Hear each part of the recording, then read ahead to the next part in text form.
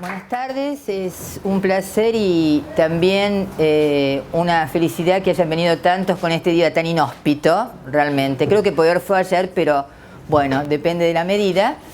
Y es la primera vez que vengo acá al Colegio de Agrimensores y esto fue realmente un desafío porque me estaban preguntando sobre qué podía hablar. Y bueno, di vueltas y dije, bueno, es la base de la cultura griega, la medida, la mesura, o sea que jamás pensé que iba a encontrar un tema tan apropiado y tan coherente con la actividad de ustedes y que vengo viendo desde hace un tiempo en los distintos textos y en las expresiones del mundo griego arcaico.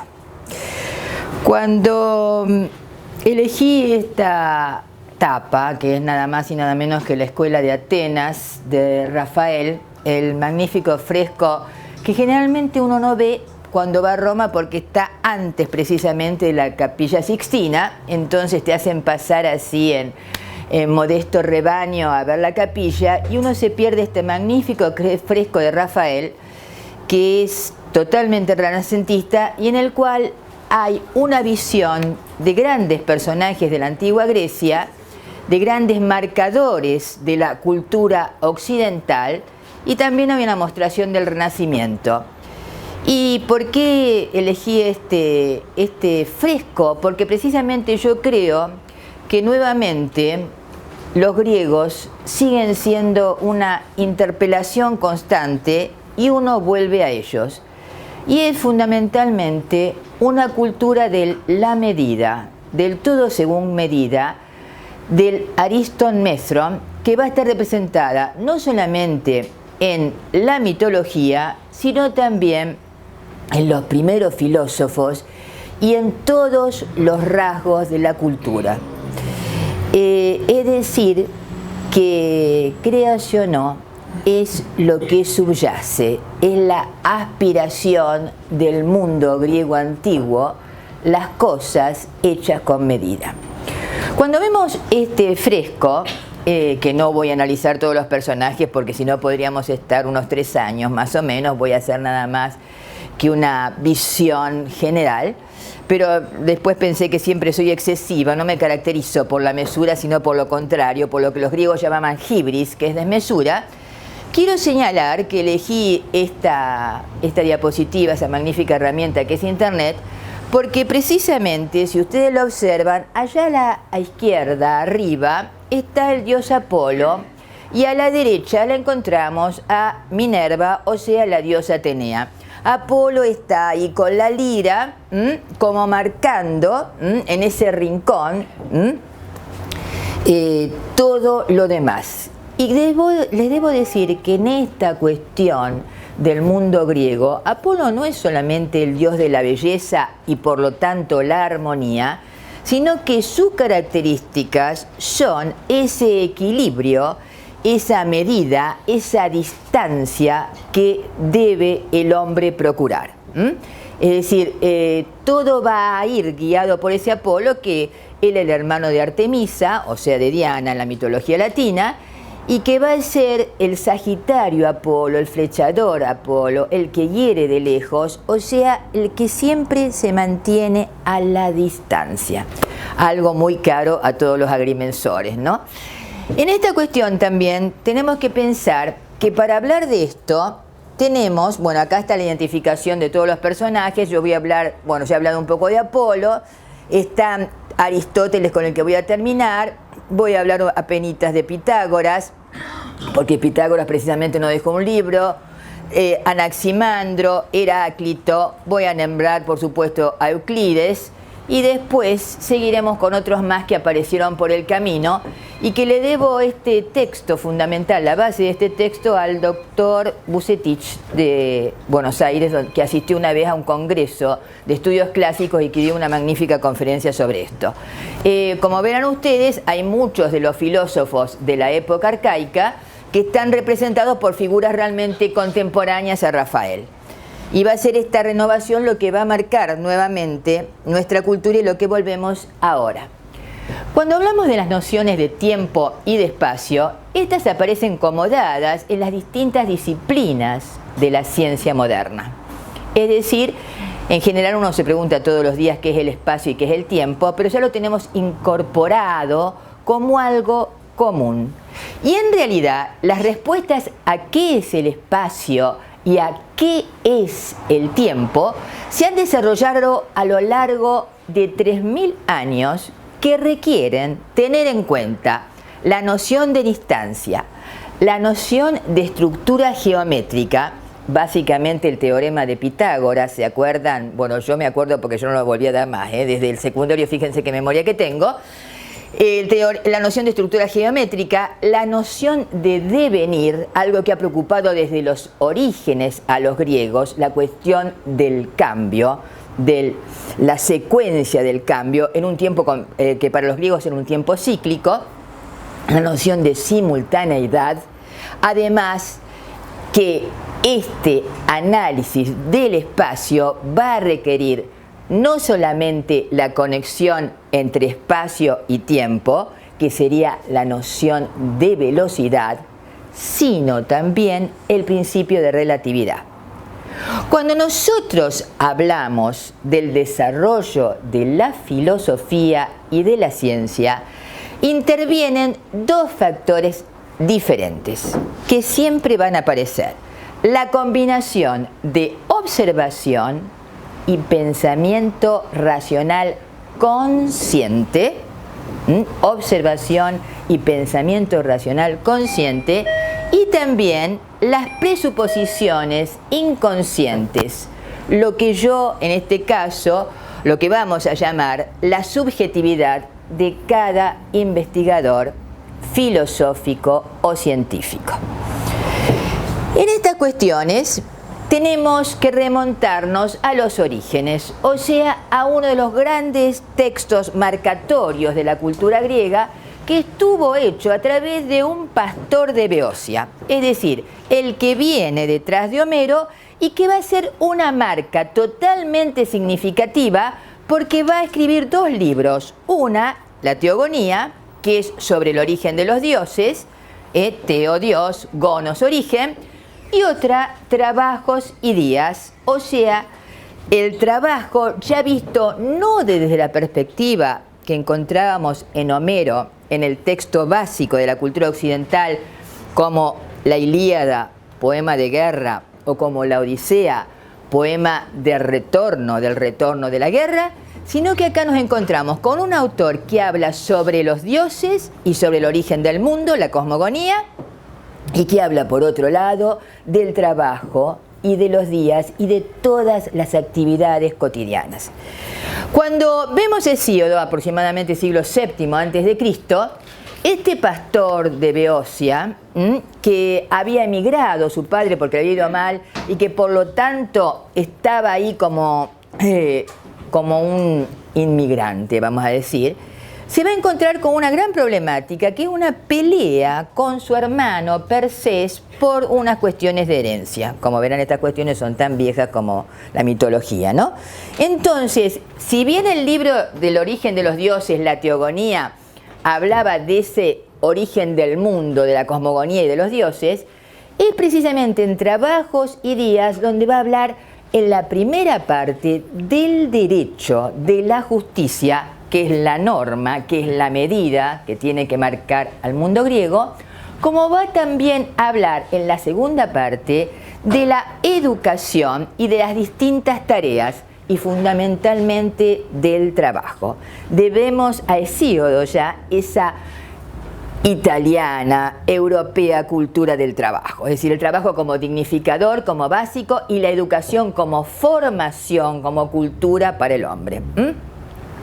Fíjense que ahí en este pastor que en su cosmogonía, en la Teogonía, o sea, el origen del cosmos en la Teogonía, dice que de Caos nacieron Erebo y la negra noche, y de esta a su vez Éter y Gémera el día. Fíjense por qué cito esta partecita, porque acá ya tenemos primeramente una discriminación temporal. noche y día. Esto era bastante cómodo porque el caos no era desorden para ellos, sino que era abismo. Caos significaría en ese momento hueco.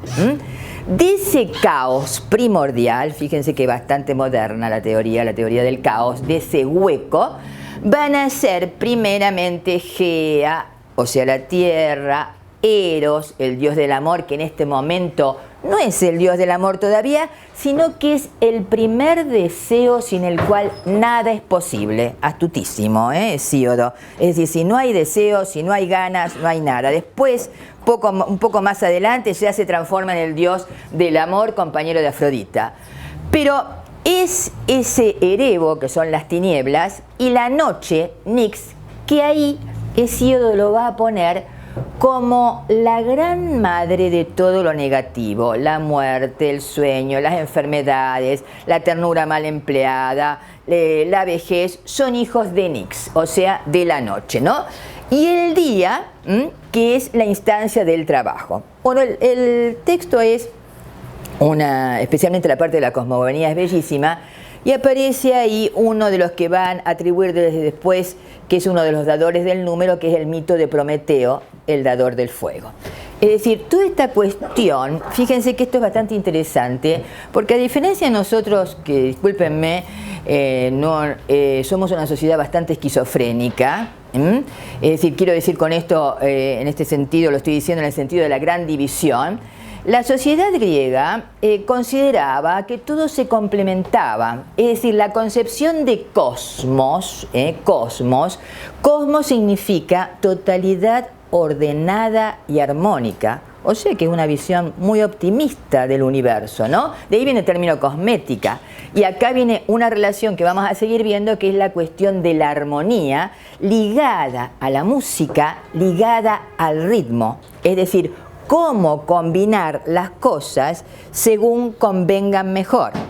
Fíjense que esto también es bastante interesante, porque esta combinación rítmica da un sentido de la belleza, y esos dioses como los humanos se complementan entre sí.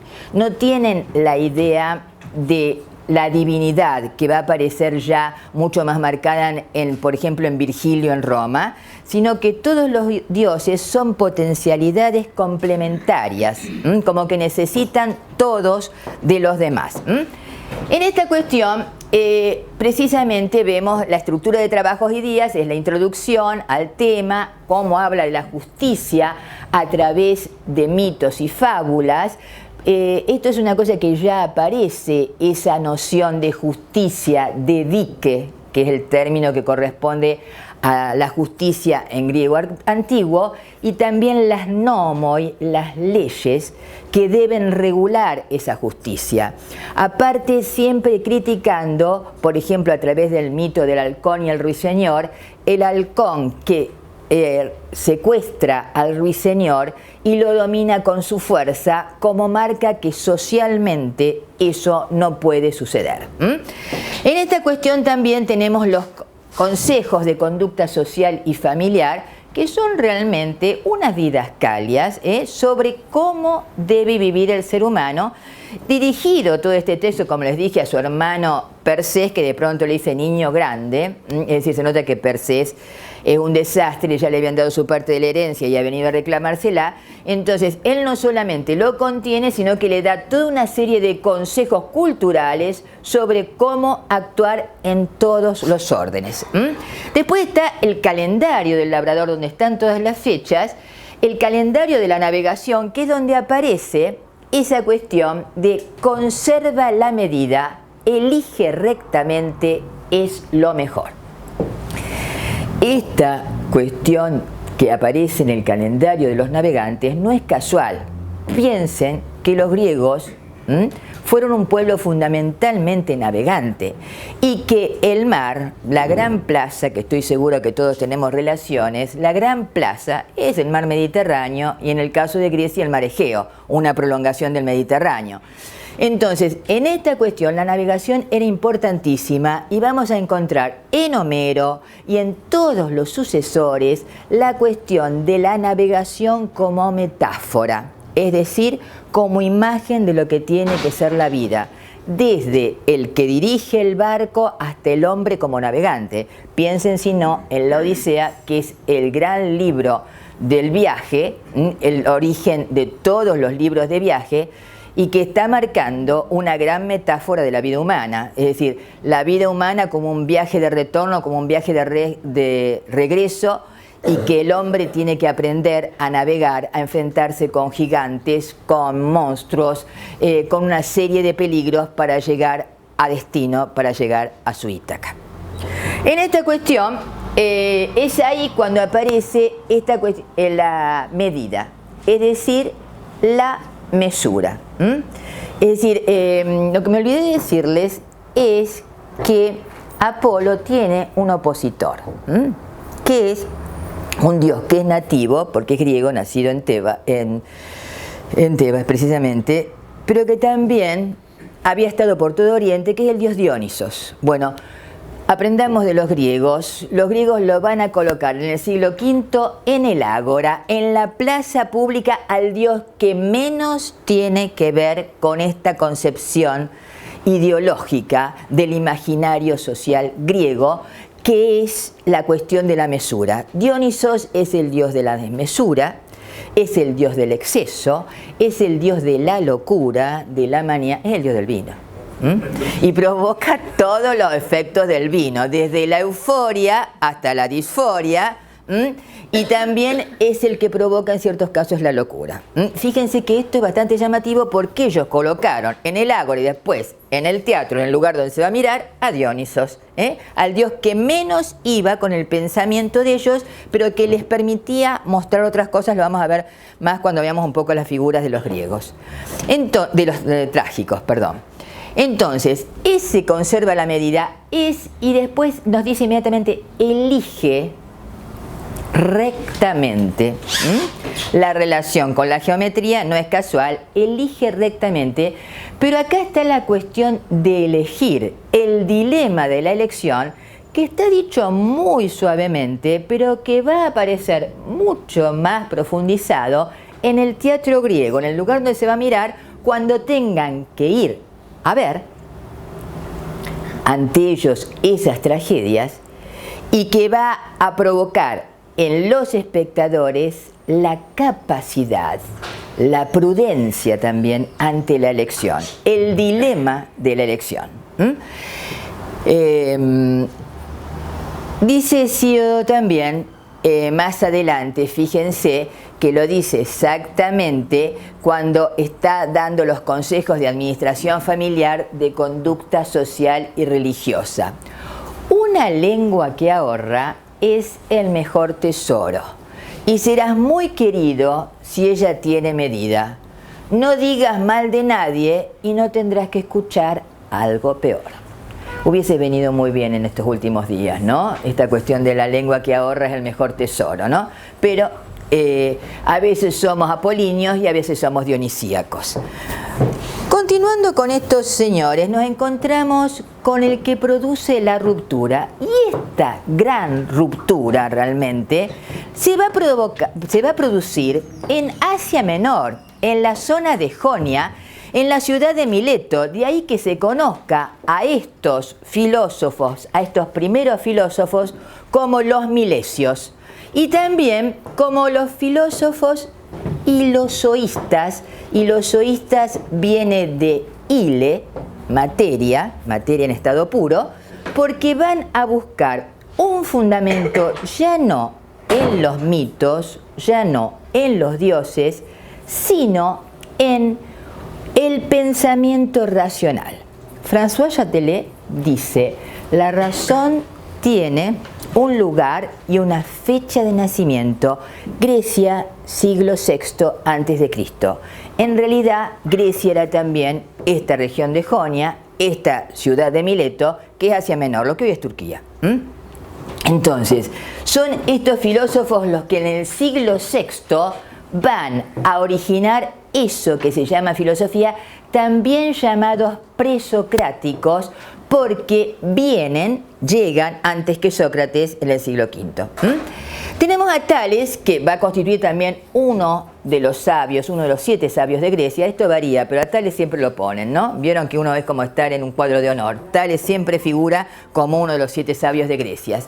Y Tales es recordado especialmente por su cosmología, o sea, por sus tratados, por eso vamos a ver más adelante todos los sentidos de la palabra logos también, por sus tratados sobre el cosmos, porque él predijo un eclipse de sol. Y esa predicción fue tan fantástica, que fue más o menos en el 585 a.C., que detuvo una batalla, porque no podían luchar a oscuras. Era una cuestión de luz, sí o no.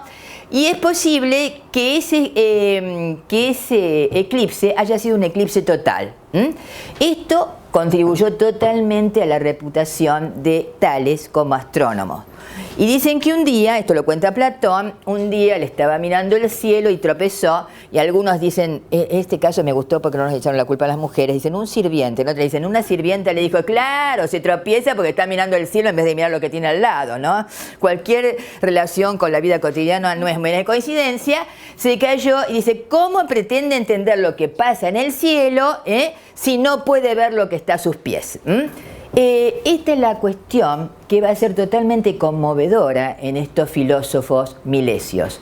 Y ya les llamo filósofos porque precisamente una de las causas que mueven al hombre a filosofar es el asombro. Es decir, son la duda, el asombro y la conciencia de las situaciones límites, las 3 causas fundamentales que mueven al hombre a filosofar. Es decir, la conciencia de las situaciones límites, la enfermedad, la muerte, por ejemplo, pero es el asombro lo que realmente provoca la pasión por la ciencia y la pasión por la filosofía, ¿no? Me acuerdo que el profesor Carpio decía, hay gente que solo se asombra si ve un elefante bailando en una esquina, ¿no? Pero precisamente el científico y el filósofo se asombran de otras cosas.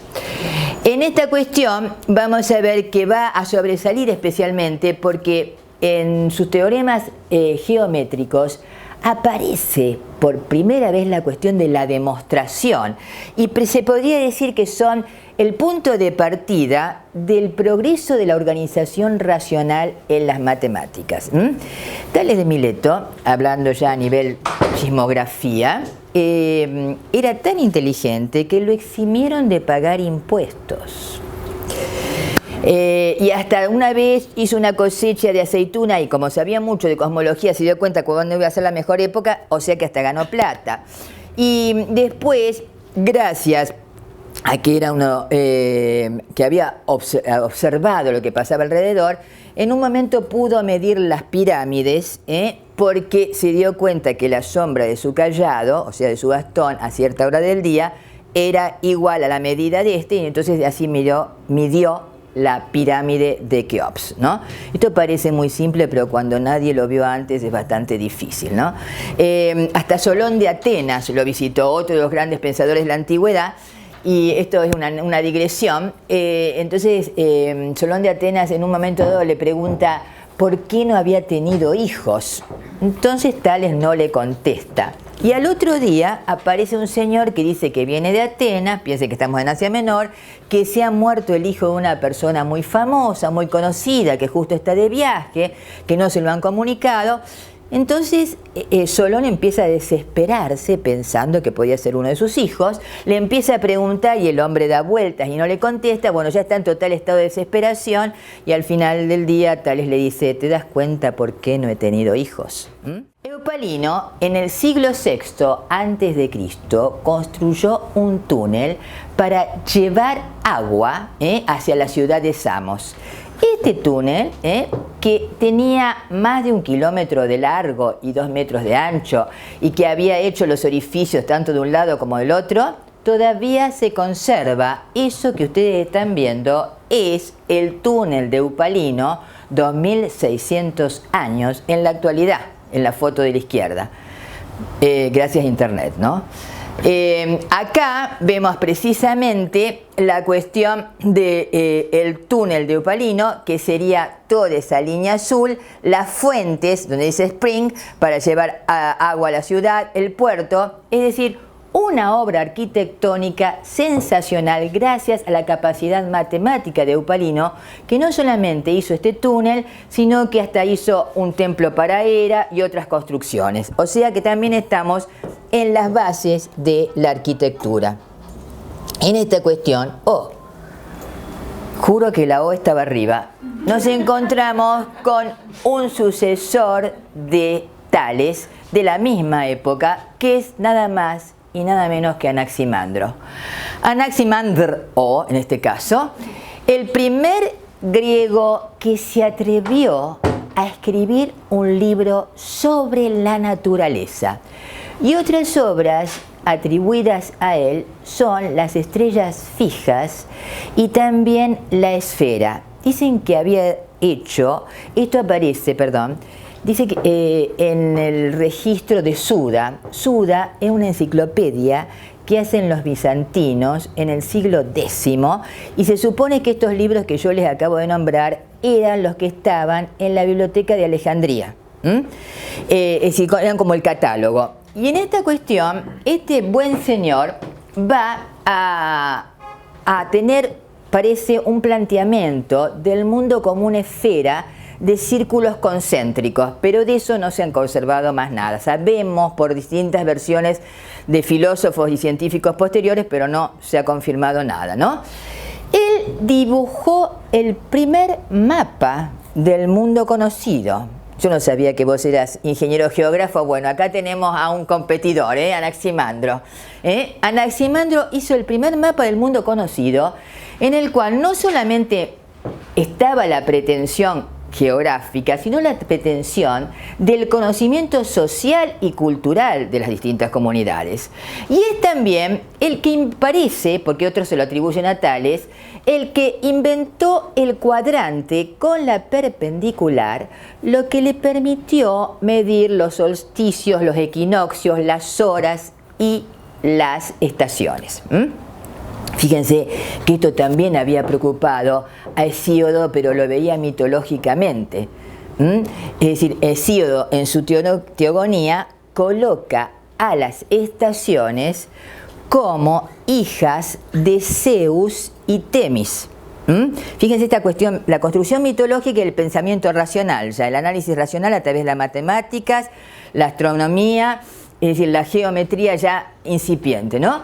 Hesíodo colocaba a las estaciones como hijas de Zeus y Temis, que es la segunda esposa de Zeus. La primera es Metis, la inteligencia astuta, que como Zeus sabía que iba a tener un hijo que lo iba a superar, bueno, se la devoró. La pobre Metis tuvo una existencia mitológica bastante breve. Pero a los 9 meses hizo que Festos le partiese la cabeza y nació Atenea, que es la que está a la derecha del cuadro de Rafael, o sea, la pura sabiduría, incontaminada.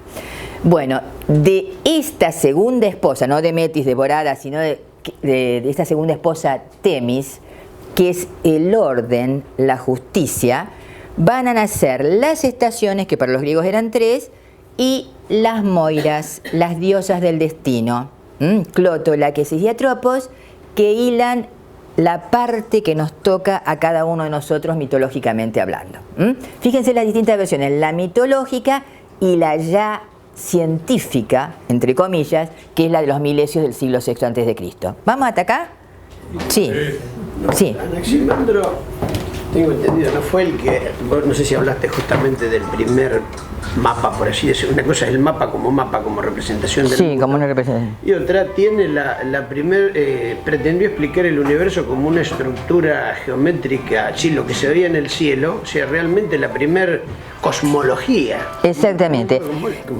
Hesíodo, la cosmogonía es mitológica. Es eso que te dije antes, exactamente. Y acá hablamos de la physis, Ya empezamos a hablar de la fisis, de los físicos, y por eso te dije filósofos y los zoístas. Pero él no solamente hace esto, sino que lo que es bastante interesante es lo que viene ahora. Te digo, de esa cuestión de las esferas estoy de acuerdo, pero no se ha conservado. Lo único que tenemos las versiones y tenemos a su discípulo y compañero, eran todos contemporáneos, Tales, Anaximandro, Anaxímenes, pero este señor va a decir que, y esto nos interesa bastante también, que todo viene de lo ilimitado. Fíjense que es una teoría bastante interesante y que estaría marcando que el arjé significa principio, origen, pero también poder. Fíjense que está bastante relacionado. Arconte, el término arconte, que era el gobernante griego, viene de arjé. Arjé es el principio, el origen de todo. La arjé es cómo comenzaron las cosas. Para él, la arjé es el apeiron. Este apeiron, a prefijo negativo, peiron, precisamente límite, pérata, límites, va a marcar que este mundo viene de lo ilimitado, de lo infinito. Fíjate que es bastante interesante la concepción, ¿no? En el sentido temporal es eterno, como el espacio ilimitado. Y además posee dos significados fundamentales según los límites. Pérata, de ahí a peiron, sin límites, a sin, peiron, límites. Los pérata, de los que carece, sean considerados límites externos o internos. ¿Cuál es una perata externa? Yo vengo, me tropiezo con esta silla, tengo el límite que me lo ha puesto esta silla, ¿no es cierto? Pero ese límite externo es como cuando tropezamos con una cosa. A la inversa, un cuerpo que es ilimitado se extiende hasta el infinito. En el caso de las perata internos, o sea, de los límites internos, la línea no puede ser trazada, es decir, no puede ser trazada entre parte y parte dentro del todo. Un cuerpo ilimitado puede estar formado por diferentes clases de materia unidas en una masa indiferenciada. Por ejemplo, para dar un ejemplo bien sencillo para mí, vamos a Chile, pobre Chile que no nos vaya a venir. Tenemos la playa, la tierra, la montaña. Viene un cataclismo y todo eso se pierde. Tailandia, un maremoto. Teníamos la playa, la gente veraneando y de pronto todo eso se transforma en un cataclismo y se convierte en una masa indiferenciada. Acá estaríamos dentro de los pérata internos. No podemos discriminar claramente qué es cada cosa. ¿Comprendido? Esto sería la teoría de Anaximandro. Y este buen señor, que va a ser totalmente reconocido después por Aristóteles, ¿no? Y que ahí estaríamos apuntando a una de las cuestiones ya geográficas también con su mapa y con sus libros a cuestiones de la física, como vos muy bien dijiste, porque está apuntando a esa fisis, ¿no? Que va a ser trabajada en libros ya después, 3 siglos después, casi 3 siglos después por Aristóteles. Lo tenemos también a otro filósofo milesio, que es Anaxímenes. Anaxímenes era contemporáneo, un poco más joven, de Anaximandro y de Tales. Es como que vienen en escalera. Y Anaxímenes, en vez de decir que todo venía de lo infinito, de apeiron, va a decir que el origen de todo es el aire con sus transformaciones. Cuando nosotros leemos, le aclaro, estas concepciones, tenemos que ver que no es el aire la concepción que le damos nosotros, común, o por ejemplo, no es algo ilimitado, sino que tienen una función sustantiva. No es una función de calificación, sino que estamos hablando de cosas como sustantivas, como esencias.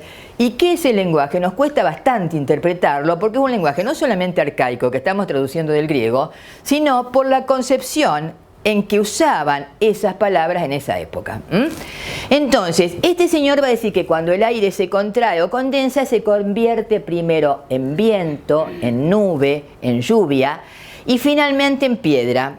Todas estas cosas, dice, son del mismo material, el aire, y sus diferencias, peso, dureza, textura, etc., se deben a la diferente densidad del aire en que consisten, ¿no? Algo más joven que Tales, esto ya lo dije, y Anaximandro y Anaxímenes también vivió en Mileto. Para él, el fundamento de las cosas, el principio de las cosas es el aire. En esta cuestión vamos a ir a un señor que no escribió nada, pero seguramente ustedes lo conocen también por su teorema, ¿se acuerdan? Es decir, que está ahí el diagrama, esto a mí me remontó al secundario. Pitágoras fue un personaje muy especial, no escribió nada, no permitió que sus discípulos escribiesen. De 100 siglos después lo tenemos a Filolao, que es el que va a tener una especie de teoría en que la Tierra no es el centro, que como si no, que era como un fuego, que era un discípulo de Pitágoras. No escribió nada, creían en la teoría de la reencarnación, como nos enteramos en la República de Platón.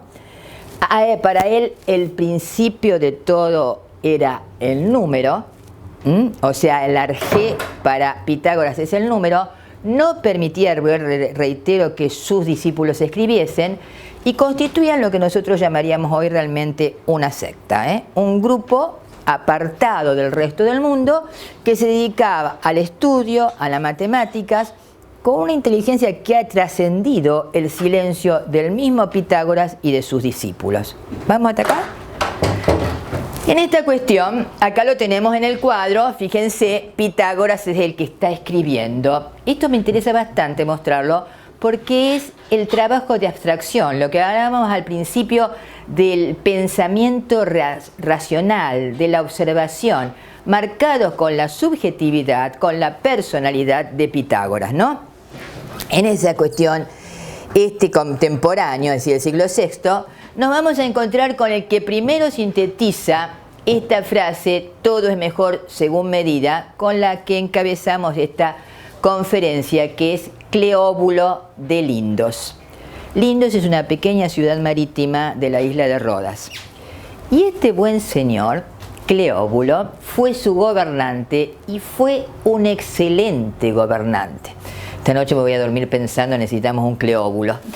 En esta cuestión, él dijo, todo es mejor según medida, y aparte de ser totalmente justo, equilibrado, recto, fue totalmente querido, y era bellísimo por su talla, por su apostura y por su inteligencia, y le encantaba hablar en enigmas también. Es el que dice esto: aceptar la injusticia no es una virtud, sino todo lo contrario. Y esto lo copié porque me pareció tan tierno como gracioso como profundo a la vez, cuando dice, antes de salir de casa, examinad lo que vais a hacer, y cuando volváis, examinad lo que habéis hecho. No habléis mal de nadie, aconsejad lo que creáis más conforme a la razón. No os abandonéis a los placeres, reconciliaos con vuestros enemigos si los tenéis. No hagáis uso jamás de la violencia. No reprendáis jamás a vuestra esposa, ni la lavéis en presencia de extraños, pues lo uno es locura y lo otro es flaqueza. Otro proverbio de la época, que es tal vez uno de los más famosos, es de nada demasiado o nada en demasía. O sea, fíjense que esta concepción de la mesura, de lo medido, del control, del orden, de la armonía, de lo que los griegos van a llamar con una palabra totalmente musical, sofrosine, que alude precisamente a tener límites, se le atribuye esta última frase, nada en demasía, al Apolo délfico, o sea, al dios Apolo, que es el que rige el oráculo de Delfos, y también al anciano del mar, que era el adivino. Algunos pueden hablar de Nereo y otros pueden hablar de Proteo. O sea, fíjense que esto es bastante interesante. Uno es el Apolo que veíamos al principio, que estaba en la distancia, que es el Apolo oracular, que está en el lugar de la profecía. El que decía a la entrada del oráculo de Delfos estaba la frase clave: conócete a ti mismo. Es decir, como diciendo, el hombre que puede conocerse a sí mismo puede conocer su medida. Entonces, el viejo del mar lo pueden ver en Nereo, que es uno de los sabios del mar, el padre de todas las Nereidas, y también en Proteo, la bellísima poesía de Borges, ¿se acuerdan? Que termina diciendo de Proteo el egipcio: no te extrañes tú que eres uno y eres muchos hombres. Si tenemos tiempo después la recito, pero me parece que no vamos así con el tiempo, que vamos muy lento. ¿Vamos hasta acá? Sí. Bueno, en esta cuestión nos vamos con Cleóbulo, que le encantaba hablar en enigmas, que tenía una hija que era inteligentísima, que se llamaba Cleobulina, que le decía todos enigmas a los demás. O sea, la cuestión del hombre, y esto es bastante interesante y nos hace acordar a Edipo, de ser capaz de descifrar enigmas y de que el enigma más terrible, la medida más terrible, sea descifrar nuestra propia vida. También tenemos a Heráclito. Bueno, acá tenemos un fantástico filósofo presocrático del cambio. Heráclito, que aparece en el cuadro de Rafael. A la derecha tenemos una estatua. Todas estas estatuas sabemos que son de mentira, que no pueden haber tenido la Kodak de la época, ¿no es cierto? Pero son maravillosas para ilustrar una actitud. Fíjense que acá Heráclito aparece escribiendo y pensando, y Heráclito es el filósofo del cambio, el filósofo de la transformación. Es decir, para él la guerra es el padre y el rey de todas las cosas, como metáfora que vivimos en constante pólemos, en constante batalla. Después vamos a ver que también dice: no podemos bañarnos 2 veces en un mismo río, porque cuando nos volvemos a bañar, ese río ya ha cambiado y nosotros también.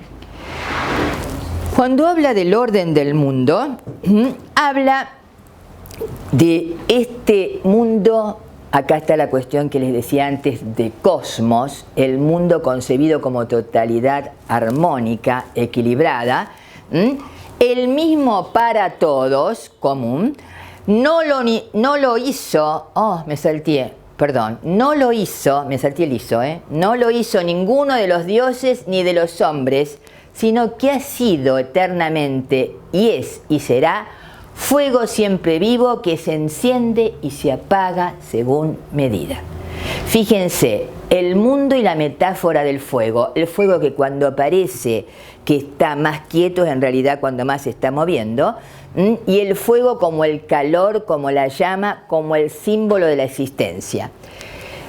Después tenemos otro de los pensamientos de Heráclito que dice: el sol no rebasará las medidas. Fíjense cómo el sol es y tiene que ser, no propasarse, sino las eriñas, ministras de la justicia, sabrán encontrarle. Las eriñas son las perras de la venganza, que eran 3 mujeres con cabeza de víbora, un espanto, que aparecían en la tragedia griega posteriormente. Son las que representan a la ley del talión. Son las de la ley de la sangre por sangre, ojo por ojo, diente por diente. Es decir, son diosas primitivas, aunque hayamos desgraciadamente vuelto a ellas en la actualidad, demuestran la incivilización del hombre, que van a ser reemplazadas y se muestran en el siglo V por el juicio político, ¿no? Pero el mismo Esquilo, que las hace aparecer en una de sus tragedias, en las Euménides, dice que si la justicia no se cumple, que si el juicio político no se cumple, reaparecen las eriñas. Cualquier relación con el presente no es mera coincidencia, ¿no? En el siglo V, yo no sé cómo andamos en tiempo. Ya estamos ahí. Sí. Bueno, ¿Prefieres seguir? En el siglo V aparece, tenemos el siglo de Pericles, que es el gran siglo de oro griego, y tenemos a una mujer, a una hetaira. O sea, hetaira en griego antiguo significa cortesana, que era inteligentísima, que era brillante, era poeta, filósofa, intelectual. Yo a mi tablet le puse Aspasia, porque como sabe más que yo, porque la puedo recurrir a ella, le digo Aspasia a la tablet, ¿no? Entonces todos me preguntan, ¿qué Aspasia? Le digo a mi tablet, ¿no? Porque era una mujer capacísima, tanto que cuando la conoció Pericles, el que hizo el siglo de oro, el que transformó la Acrópolis que hoy vemos con todas sus construcciones, Muchas de las cosas que hizo Pericles se le atribuyen a esta Aspasia, ¿no? Y estaba tan enamorado, que después cuando se separan, a ella le hacen un juicio y Pericles, nada menos el del libro, ¿se acuerdan que estudiábamos cuando estábamos en primer año? Va y se arrodilla ante los jueces para que la perdonen.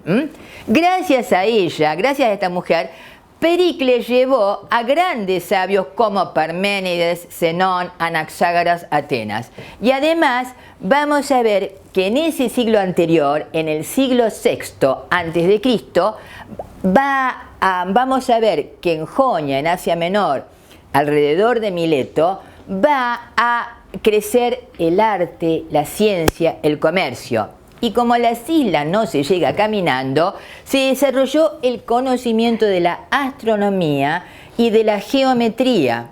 En Mileto va a nacer, en esta ciudad que de los filósofos anteriores, va a nacer precisamente la ciencia y la filosofía.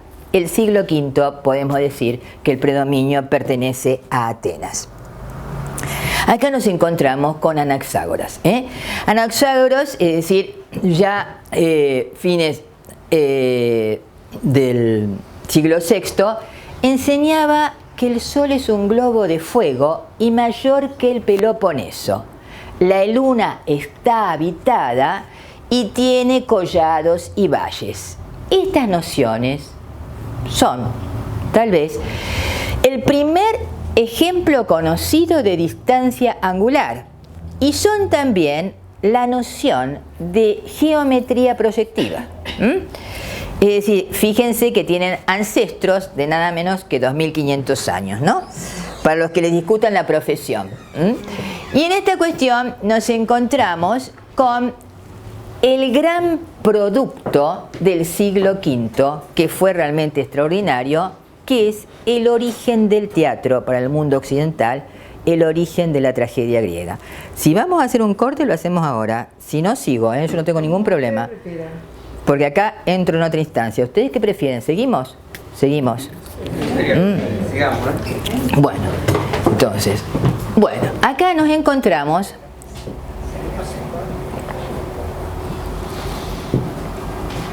con ese siglo V, que es el siglo de Atenas. Cuando decimos que pertenecemos a la cultura griega, en realidad tendríamos que decir con más propiedad, pertenecemos a esa Atenas, somos los descendientes de esa Atenas, y tenemos al origen del teatro, que cumple una función netamente sagrada. Porque precisamente les decía antes que ellos tuvieron la virtud de colocar en el ágora al dios Dionisos, que es el dios de la hibris, la desmesura, el exceso. Es el dios de la manía, el dios de la locura, el dios del vino. Y es precisamente el dios del teatro, el dios de la tragedia y la comedia. Cuando nace el teatro en realidad nace a fines del siglo VI, gracias a un loco que se llamaba Tespis. Este Tespis iba representando de lugar en lugar con un carro donde había de todo. En la antigüedad había un dicho que decía, cuando alguien no tenía algo, anda a buscarlo al carro de Tespis. Vieron que siempre hay una persona así. Bueno, en este caso era en la comunidad. Nosotros íbamos al ropero de mi mamá, me acuerdo, porque en esa época había roperos, no placar. Acá iban a buscarlo todos al carro de Tespis. Tespis fue el que inventó las primeras máscaras, el que inventó las túnicas. Las máscaras las hacía de mosto de vino, harina y hojas de portulaca. Es el que va a hacer las primeras representaciones. ¿Y quiénes lo van a empezar a bancar? Son los grandes tiranos que les convenía que el pueblo estuviese entretenido. Cualquier relación con la actualidad es mera coincidencia. Entonces, en esta cuestión vamos a ver que hay un montón de gente que empieza a producir tragedias, que empiezan a escribir, pero no nos ha quedado casi nada. Tenemos no solamente a Tespis, sino los autores de tragedias y de comedias, y entre ellas tenemos a un pobre señor, Frínico, que hizo una tragedia sobre la toma de Mileto, que era precisamente la toma de la ex ciudad de estos filósofos. Estos filósofos, me olvidé de decirles, estaban en las épocas del Livio Creso, que gobernaba toda esa región y que después se la sacó el persa Ciro, ¿no? Entonces, cuando les recuerda en la toma de Mileto todo lo que habían hecho antes y que los griegos acababan de hacer en la isla de Milo, la que está al lado de la isla de Creta, de donde viene la Venus de Milo.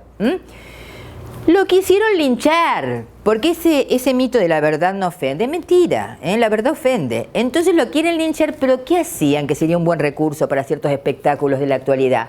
Iban y se abrazaban a la estatua del dios, Dionisos, y como delante del dios no se podían cometer crímenes de sangre, no lo podían linchar.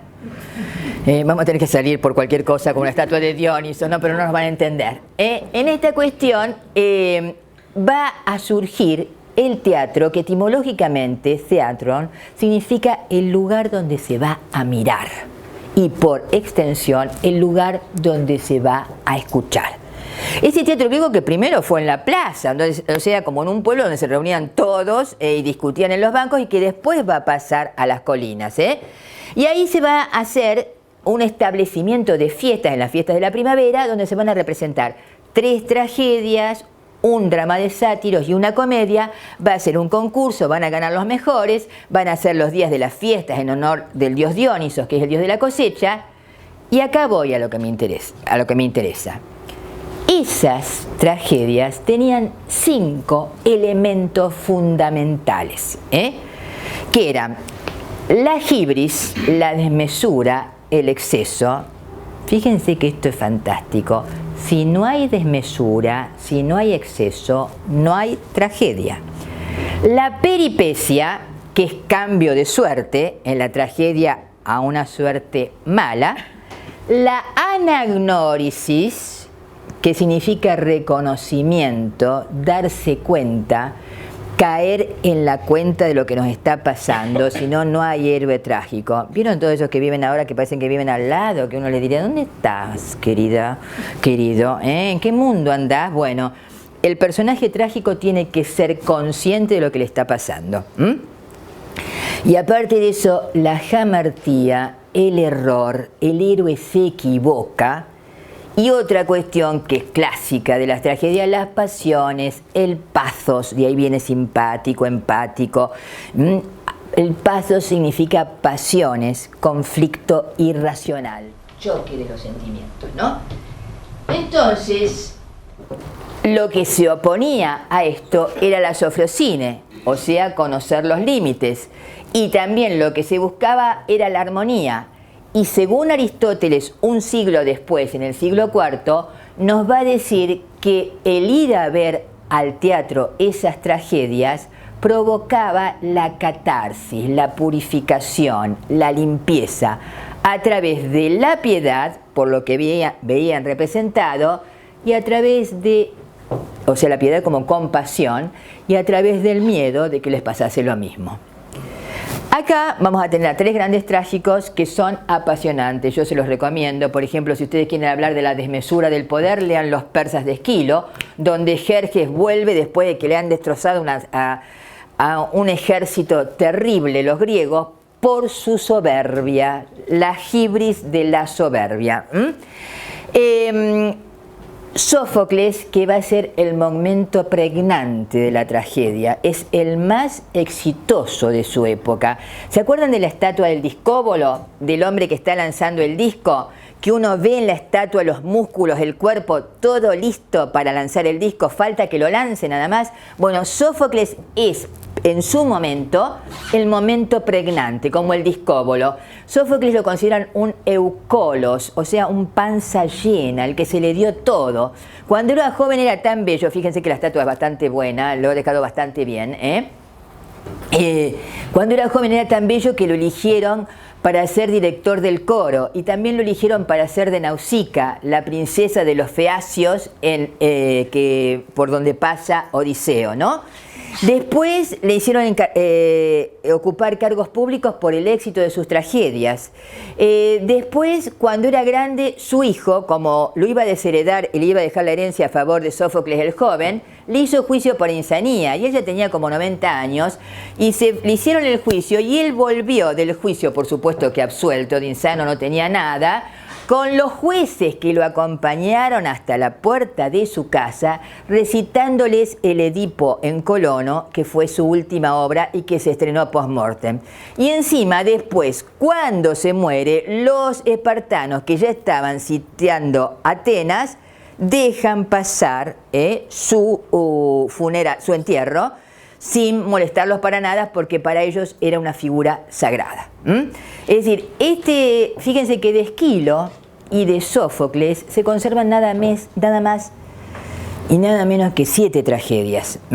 Esquilo es el fundador, pero Esquilo nunca habla, y escribió más de 100, nos han quedado nada más que 7. Hasta está el epitafio de Esquilo, y Esquilo no habla en su epitafio de las tragedias que había hecho, sino que habla de que él había sido el héroe de Maratón y Salamina. Esta cuestión de la heroicidad hoy tan perdida, ¿no? Tan Superman que estamos, pero que es un Superman que después va y se estrella, pobre. O está el mito de los Superman que vieron, tienen mala suerte y terminan pésimo. Ahora viene una nueva versión, vamos a ver qué le pasa a este pobre chico. En esta cuestión, Esquilo lo que le interesa es haber sido el héroe valiente de Salamina y de Maratón. La maratón es la carrera que nosotros recordamos, porque el pobre tipo tuvo que ir a buscar corriendo 45 kilómetros, hizo en un día, llegó y se murió, se cayó frito. No, eran terribles para recuperar el fuego del dios Apolo y llevarlo y hacerle las ofrendas al famoso Apolo del que ya hemos hablado, ¿no? En eso los griegos, en vez de echarle la culpa al gobierno, a la mujer, al trabajo, le echaban la culpa a los dioses. Eran bastante más pragmáticos y no se comprometían tanto con la vida cotidiana como nosotros, que siempre tenemos que buscar el chivo expiatorio.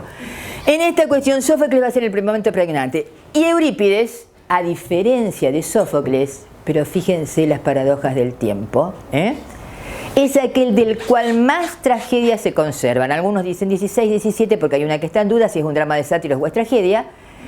Fue el racionalista, el influido por Anaxágoras y por estos sofistas, el que va a ser totalmente discutido. También lo quisieron linchar cuando representó las troyanas, que hace 3 años se dio en Europa cuando vino la guerra contra Saddam Hussein y demás.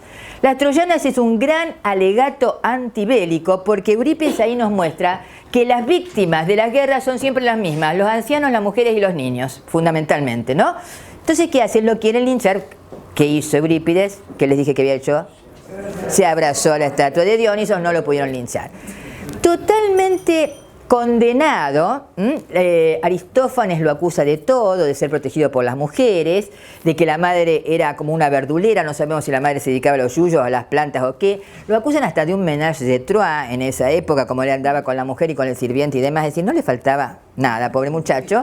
Se fue a Macedonia. Y ahí salía a caminar todos los días y lo destrozaron los perros un día, los perros salvajes, lo mataron y lo destrozaron. Y la leyenda dice que eran las mujeres por todo lo que había dicho en las tragedias de ellas. Sin embargo, bueno, mi preferido es Eurípides porque es el que más siento que se identifica con la época contemporánea. Hay un texto de Berroll, un clásico de los principios del siglo XX, que se llama Eurípides el racionalista, ¿no? Porque Eurípides nos muestra esa precariedad. Y tal vez la mejor definición esté en un crítico inglés que dijo: Sófocles pintaba a los hombres como deberían ser, Eurípides como son realmente. Es decir, en Sófocles tenemos un Edipo que quiere saber la verdad, que quiere llegar al conocimiento, que quiere saber quién es, y tenemos una Antígona que está marcando la cuestión de las leyes, la cuestión de las mesuras. Antígona está ante las leyes del Estado, oponiéndose, defendiendo las leyes personales, las leyes familiares, ¿no? Entonces, el representante de la gran mesura sería Sófocles. Y hay otro axioma que aparece acá en Sófocles y también repetido en Eurípides, que me gusta mucho, por eso se los voy a repetir, me acabo de acordar, que es: solamente al final de la vida de una persona se puede decir si ésta fue feliz o no. Nosotros que ya estamos más entrando en la segunda edad, la tercera vamos a dejar más escalones a esta altura, pensamos en eso, que solamente al final vamos a poder decir si realmente fuimos felices o no, ¿no? Bueno, en esta cuestión, los trágicos, que esta tragedia dura apenas 80 años y que va a mostrar ese choque entre los antiguos mitos y los nuevos valores racionalistas de la polis, está marcando ese sustrato de un nuevo mundo que busca nuevos límites, nuevas medidas. Piensen que en el siglo siguiente van a aparecer un Platón y un Aristóteles que van a centralizar precisamente las teorías anteriores. Acá nos encontramos con uno de los jefes de Alejandro Magno, con Ptolomeo I, llamado primero el Aulós, o sea, el flautista, y luego el Sóter, o sea, el sabio. Fue realmente un hombre inteligentísimo. Se defendió totalmente por tierra a través de los desiertos y después se defendió por mar, piensen lo que sería esa época, a través de la organización de una verdadera flota marítima. Cuestión, controló los cultivos de la tierra, eso que ellos tenían las inundaciones del Nilo, que esto les va a servir muchísimo a los antiguos para medir, por ejemplo, las cuestiones de las inundaciones. Y acá vamos a ver que este buen señor que aprovechó los desiertos, que creó la gran flota marítima, va a tener entonces tiempo para dedicarse a la ciencia y el arte y va a fundar dos instituciones que permanecen hasta hoy y que son básicas para la cultura, que son la biblioteca y el museo. Si los museos provienen de la época de Ptolomeo I y la biblioteca, la famosa biblioteca de Alejandría, que fue un reducto de científicos, de historiadores, de geógrafos, que va a cambiar la historia del mundo occidental. Esta cuestión vamos a ver que también no solamente va a archivar la antigua filosofía y la literatura griega, sino que va a estar ligada totalmente a la astronomía y a las matemáticas. Van a ver que ciertos personajes que tienen mucho que ver con ustedes salieron precisamente de la biblioteca, que era un instituto de investigaciones, diríamos nosotros. Palabras temidas hoy en día también, ¿no? Y acá tenemos a este buen señor que es Euclides de Alejandría, el más famoso de los investigadores del museo. Esta es una versión medieval, ya les dije que todas las imágenes son ideales, que desarrolló el primer texto de física teórica, que son los elementos de geometría, donde se ocupa de describir el espacio físico en términos de unas pocas hipótesis básicas, que son los postulados geométricos. Euclides llega a esto, que en esa época es un logro extraordinario, es una hazaña, seamos claros. Haciendo simplificaciones importantes similares a las que hoy hace un físico teórico cuando tiene que analizar un problema muy complejo, ¿no? Y estas características del enfoque euclidiano van a ser como definiciones al principio del libro. Por ejemplo, punto es lo que no tiene partes, línea es largo sin ancho. Desde el punto de vista de un matemático, tales definiciones son innecesarias, pero para un físico teórico constituyen una lista de simplificaciones necesarias para tratar el espacio. Acá tenemos una versión medieval de los elementos de geometría que ha tenido un marketing tan abundante casi como la Biblia. Es realmente un bestseller de la historia de los libros. Me parecieron bellísimas estas imágenes, por eso se las traje. Y acá nos encontramos con otro señor que ustedes también deben conocer, que era Eratóstenes, que observó que el mismo día del año el Sol se encontraba en la ciudad de Siena, mientras que formaba un ángulo pequeño en Alejandría. La aplicación de reglas geométricas sencillas le permitió determinar el radio y la circunferencia de la Tierra. Piensen que estamos en el siglo III a.C., ¿no? Este señor trabajó en geometría, en números primos. Es muy importante para todos los matemáticos este aporte que le hacen los números primos. Y esta medida de la no solamente midió la circunferencia de la Tierra, sino que consideró la distancia del Sol como 804 millones de kilómetros y la distancia a la Luna como de 780.000 kilómetros. Es realmente un pensamiento de vanguardia.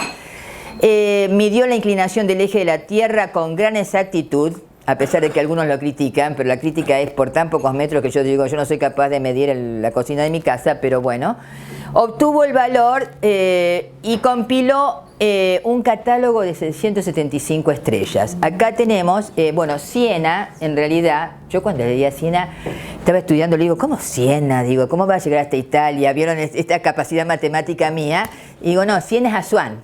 Siena es Asuán, realmente, o sea que comparó realmente Alejandría con Asuán. Acá vemos el gráfico, fíjense el ángulo, es decir, este Eratóstenes va a ser también totalmente reconocido, y acá nos encontramos, y es nuestra penúltima diapositiva, con dos señores de la biblioteca y el museo, que son Aristarco de Samos e Hiparco de Nicea, siglo III a.C. Ellos fueron capaces de medir el radio de la Luna y de la distancia Tierra-Luna en excelente acuerdo con el valor moderno. Acá Hiparco usó las nociones de distancia recorrida, velocidad, simultaneidad y también la distancia angular. Aristarco es el que va a hablar por primera vez, esto no lo puse acá, de una teoría heliocéntrica. Fíjense, en la época que estamos, siglo III, Aristarco ya se está anticipando a otros tiempos, totalmente. Y para concluir, pero esto no es concluir, sino que es abrir ventanas, ¿no? Nos encontramos con don Aristóteles, que va a decir que las físicas y las matemáticas griegas se ocuparon de objetos estáticos fundamentalmente, ¿no? No hubo estudios profundos de las leyes del movimiento, sino que se dedicaron a lo estático y eran como también, como lo que había hecho Arquímedes, pero el movimiento planetario fue casi el único que se trató en forma matemática. Se describió con modelos simplificados que no lo explicaban. El primer intento de detallar este movimiento planetario con un modelo físico se lo debemos a Aristóteles, ¿no? El que está en el cuadro de Rafael con el dedo hacia adelante, como poniendo acá en la Tierra la sustancia, ¿no? Es él, y esto me interesa muchísimo para que comprendamos y abarquemos ese sentido sagrado que tiene el saber medir, ¿no? Porque unos vieron que a veces en este mundo que es tan de desvalorizar, no comprende que la medida es tan importante, y estos señores sí lo comprendieron, y para definir la virtud, Aristóteles va a decir de la virtud ética o moral. La virtud es un hábito de elección consistente en una posición intermedia relativa a nosotros, determinada por la razón y tal como la determinaría el hombre prudente. Posición intermedia entre dos vicios, el uno por exceso y el otro por defecto. Estoy segura, señores agrimensores y señoras agrimensoras, que alguna vez le deben haber dicho a ustedes, se te fue la mano, o me diste mal, o algo por el estilo, ¿no? Bueno, sería el vicio de exceso o el vicio por defecto. Pero este también es la definición de la virtud moral. La virtud es un hábito, la virtud no es un hecho aislado, es decir, una golondrina no hace verano, diríamos nosotros, ¿me comprenden? Es decir, consistente en una posición intermedia, en encontrar algo que no sea excesivo ni que esté bajo lo que corresponde, en una posición intermedia relativa a nosotros, o sea que cada uno elige la virtud. La virtud no es algo que yo le puedo dar a él o a ella, sino que está de acuerdo a lo que soy yo, a lo que yo hago, a cómo yo vivo, a todo lo que me caracteriza. Fíjense que acá no es como los mayas. Los mayas, cuando una criatura nace, según el día que nació y todo, ya le dan el designio de lo que va a hacer, de cómo va a vivir y a qué se va a dedicar. Es decir, ya está marcado, ya viene con la etiqueta, con la marca en el orillo, ¿se acuerdan? Entonces, en esta cuestión no, precisamente esa posición intermedia, esa elección ¿Qué es lo que aparecía también en la tragedia griega? Fíjense cómo todo se relaciona. El hombre tiene que ser capaz de elegir, y de elegir por sí mismo, relativa a nosotros. No puedo elegir si estoy coaccionado, si estoy aplastado, si estoy superado por las circunstancias. Determinada por la razón, por el pensamiento, es algo pensado, no algo actuado por impulso, y tal como lo determinaría el hombre prudente, el hombre que piensa antes de accionar. El hombre prudente, el término para prudencia en la Grecia arcaica es frónesis, es decir, el que es capaz de anticiparse, es la figura de Prometeo. Fíjense que en el cristianismo la prudencia va a ser otra virtud que va a connotar otra cosa relativa a lo religioso, pero la prudencia, la frónesis, es la capacidad de pensar antes como Prometeo, que son los dos componentes del hombre, que ya estaban en las figuras mitológicas. Prometeo es el que piensa antes, es el que es capaz de anticiparse, el inteligente, y su hermano es el Epimeteo, el torpe, el que piensa después. Fíjense que hasta en las figuras mitológicas ya tenemos esa capacidad de racionalizar, de elegir, del dilema trágico que es una elección, ¿no? Es decir, cómo, fíjense que esto también lo veían, uno elige, pero lo que no eligió sigue pesando, sigue pesando. Este es el ejemplo de Jean-Paul Sartre de cuando encabeza Las Troyanas, haciendo una reelaboración de la tragedia de Eurípides. Dice que nadie lee mucho a los griegos en la actualidad, lo dice en el siglo pasado Sartre, ¿no? Él lo leyó muy bien, si no, no hubiesen salido un montón de los libros que se salieron, ¿no?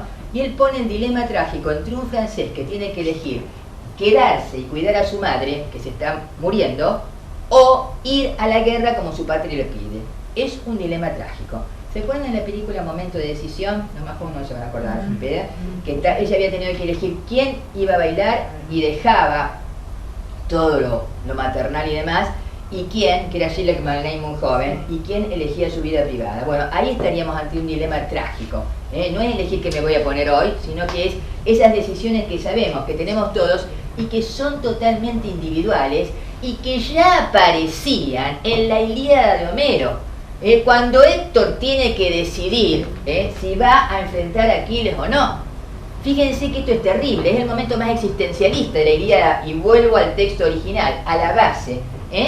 Héctor está entre las murallas de Troya, está muerto de miedo, ha salido corriendo, no lo veían mal a eso, no era un acto de cobardía, sino que lo ponían los dioses, ¿no? La madre y el padre, Príamo y Hécuba, se asoman, y la madre se descubre el pecho y se lo acaricia como diciendo: yo te di de mamar, y le gritan que vuelva. Atenea le coloca falsamente a su hermano preferido, Deifobo, para darle valor, y le dice: Deifobo, qué suerte, y es un fantasma. Deifobo, vamos a ir a enfrentar a Aquiles juntos. Y en ese momento Zeus, en el Olimpo, pesa en la balanza, en los platillos, a Héctor y a Aquiles, y el platillo donde está Héctor desciende, porque la Moira, el destino, está por encima de los dioses y los hombres, y lo abandona totalmente. Y es ahí cuando Héctor se da cuenta que está totalmente solo, que los dioses lo han abandonado, y que él se podría ir dentro de las murallas de Troya, pero tarde o temprano Troya va a caer. Y entonces elige ir a enfrentar a Aquiles, que es una muerte segura, y elige el común destino humano, que es la muerte, y la transforma en una muerte heroica para, dice él, los esominoisi picestai, para los hombres por venir. Fíjense qué elección terrible, ¿no? Es decir, la vida o la muerte, pero la vida no tiene sentido si no tiene algo de heroísmo, estarían diciéndonos los griegos, ¿no? De gloria. Entonces, acá tenemos la elección, la posición intermedia entre dos vicios, el uno por exceso y el otro por defecto. Es decir, yo tengo dinero, bueno, mentira, pero no importa. Si lo despilfarro es un exceso. Si soy una avarienta es otro exceso. Lo correcto es que lo utilice como corresponde. Yo soy miedoso, soy un cobarde, o si no, soy un audaz. Lo correcto es la valentía. ¿Se dan cuenta? Sería el justo medio. Y volvemos a nuestro axioma primero. todo es mejor según medida. Después que había escrito todo esto me di cuenta que me había olvidado de Protágoras, que decía, el hombre es la medida de todas las cosas. Es decir, está en ustedes, no solamente los agrimensores, sino en cada uno de nosotros, saber medir. Muchísimas gracias.